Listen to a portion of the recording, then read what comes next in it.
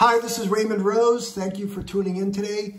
If you're a first-time listener, this is an audio podcast. There's no videos to watch.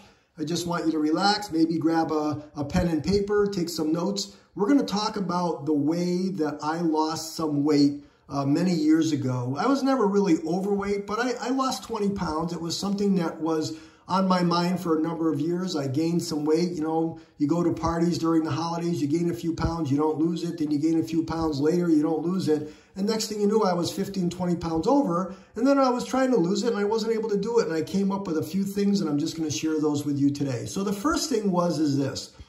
I had to come to grips that I had to control my mind. I needed to be able to talk to myself to make sure that I was super focused on the benefits of losing weight and understanding the risks if I didn't lose the weight. So I know this is going to sound a little bit very controversial to some people, but I made the decision that I want to make sure that I grow old with my children and my grandchildren. And I want to live, I know this sounds off the wall, I want to live to be 105 years old. But here's the key. I want to do my very best. I know that genetics plays a certain part about where my health is and where my weight is and things, but I also know that a lot of those things I can control. I used to have a discussion with my mother that my mother was always about, oh, no, it's all about genetics. You can't control your outcome. And I'd say, Mom, of course you can. She goes, no, if you're going to get cancer, you're going to get cancer. And it's like, well, Mom, that's not true. Because if certain people are smoking, 2 packs of cigarettes a day, odds are that they might get cancer. And she'd be like, well, yeah, I guess if you put it that way. So I had to do my very best to control my mind. And what I used to say to myself back then, and I still say it to myself today, is I want to make sure that I'm only putting good food in my body. Food that I understand based on all the research I've done, and I want you to do your own research. I'm not a doctor, but I've done my research, and it basically tells me that the best foods I can be putting in my body are vegetables, fruits, nuts, and beans, legumes. So number one, a number of years ago, I said that's going to be my eating plan, my diet. That's what I'm going to eat 95, 98% of the time. And I still eat those foods every single day. If I go out to eat, I always have a salad. But my point being is I stay away from all the different advertisements that are out there telling you about these different fast food restaurants or casual dining restaurants or going out with friends on a Friday night and having some cocktails and a big meal and whatever. That's not the position I want to put myself in.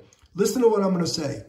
If I told you that the car that you own right now is the last car you will ever own for the rest of your life, I'll guarantee you that you'll do a great job of maintaining that vehicle.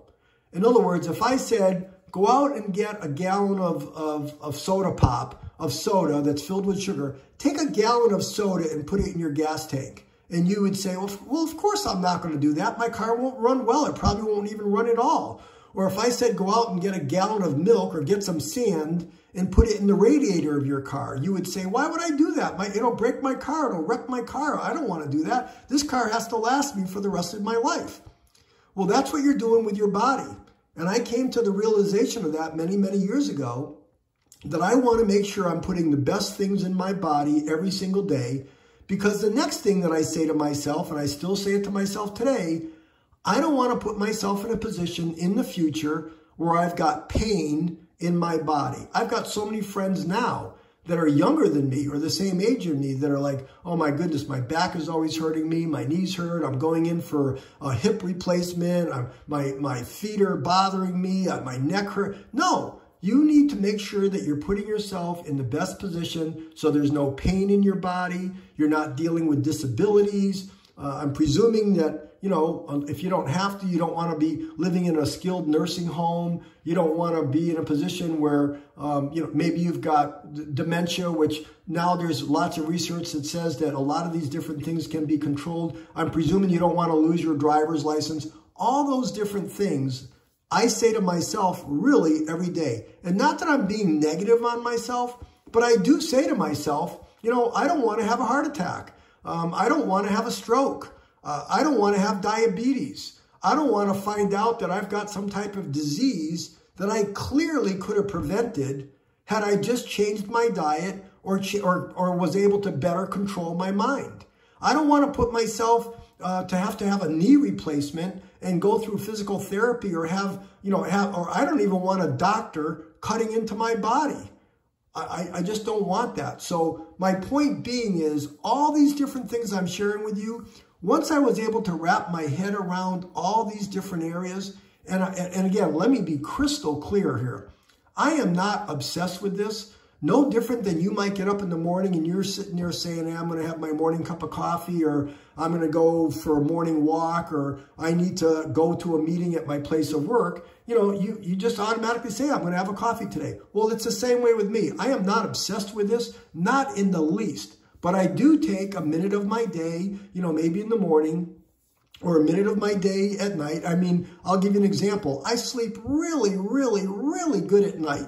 And people are always saying, well, how is it that you sleep so well? What is your secret? And it's like, it's pretty simple. I'm not eating all kinds of food at 6 o'clock, 7 o'clock, or 8 o'clock at night. I don't drink, I drink a lot of water. I drink a lot of water from the moment I get up, which is around 5 o'clock or 6 o'clock. And I drink 80 ounces of water every single day. Let me say that again. Every single day, I drink a lot of water. But my point being is, once 2 o'clock comes, 2:30 comes, I'm not drinking water no more. So when I have all these different people I know that are like, oh my goodness, I'm up 2 or 3 times a night going to the bathroom. Well, if you're drinking water or milk or soda or cocktails, or you're putting all those different things into your body at 6, 7, 8, 9 o'clock at night, well then yeah, you might not get a good sleep. Your stomach is churning, trying to digest all that food while you're trying to sleep. You need to be very conscious of all those things. And all the different things I'm saying here, if it be not getting a good sleep, or having your brain working overtime, or putting your stomach or your gut in different positions where all of a sudden you're putting in food in your body and you're not trying to walk off, or you're not trying to exercise, or you're putting massive amounts of food into your body, you're going to gain weight. So a lot of all of these different things I just said, it's a matter of making thoughtful, conscious decisions. Remember, and you know what? I'm sorry. I've got people that say, well, I can't control myself. You got to control yourself, because if you don't make the changes, it's going to be very challenging for you as you get older. Believe me, I don't know of anybody that wants to be in pain or be frail when they get older. And it's the decisions that you're making when you're 20, 30, 40, 50, 60 years old, 70, until you need to be making thoughtful, well-educated decisions. Because like I said, remember, if you think that you've got one car for the rest of your life, you're going to take really good care of that car. That's what you want to be doing now with your body.